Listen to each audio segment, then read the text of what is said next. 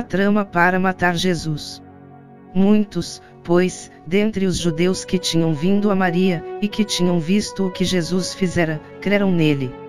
Mas alguns deles foram ter com os fariseus, e disseram-lhes o que Jesus tinha feito.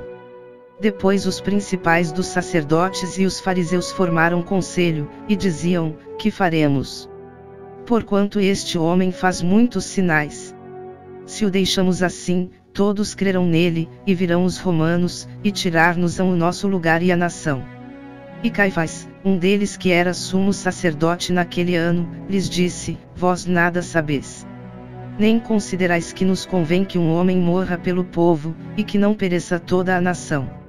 Ora, ele não disse isto de si mesmo, mas, sendo o sumo sacerdote naquele ano, profetizou que Jesus devia morrer pela nação. E não somente pela nação, mas também para reunir em um corpo os filhos de Deus que andavam dispersos. Desde aquele dia, pois, consultavam-se para o matarem.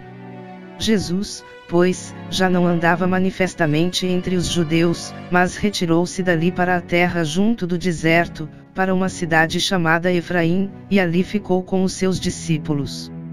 E estava próxima a Páscoa dos judeus, e muitos daquela região subiram a Jerusalém antes da Páscoa para se purificarem. Buscavam, pois, a Jesus, e diziam uns aos outros, estando no templo: que vos parece? Não virá a festa? Ora, os principais dos sacerdotes e os fariseus tinham dado ordem para que, se alguém soubesse onde ele estava, o denunciasse, para o prenderem. João 11:45-57. O sumo sacerdote, Caifás, que se importava mais com a receita do que com a religião, e via em Jesus uma ameaça aos seus ricos lucros do templo. E se reuniram no templo, onde Jesus todos os dias ensinava, mas os principais dos sacerdotes, e os escribas, e os fariseus e os principais do povo procuravam matá-lo. O ciúme e o ódio prevaleceram em seus corações. João 12:19.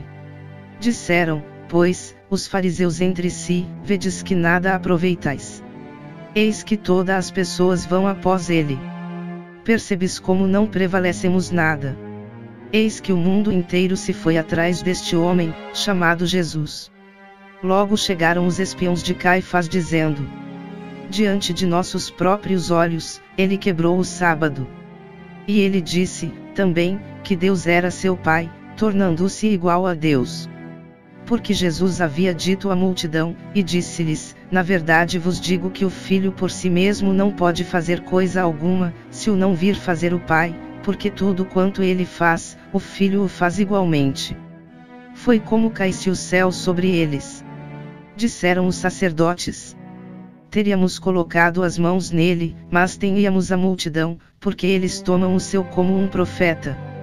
Mateus 21:46. Pretendendo prendê-lo, recearam o povo, porquanto o tinham por profeta. Provavelmente, ele não pagou impostos a César. Disse Caifás: pegue Mateus, o coletor fiscal, e soldados romanos. Encontre esse Jesus. Se ele não pagar o imposto, ofende Roma, e Roma vai lançar ele para a prisão. Se ele pagar, ele ofende as pessoas. Se não pagar, ele mostra quem ele é de verdade. E aconteceu, que ele percorreu todas as aldeias, pregando e mostrando as boas notícias do reino de Deus. Lucas 8:1. E aconteceu, depois disto, que andava de cidade em cidade, e de aldeia em aldeia, pregando e anunciando o evangelho do reino de Deus, e os 12 iam com ele. Escrito por Bispo Pedro Alves.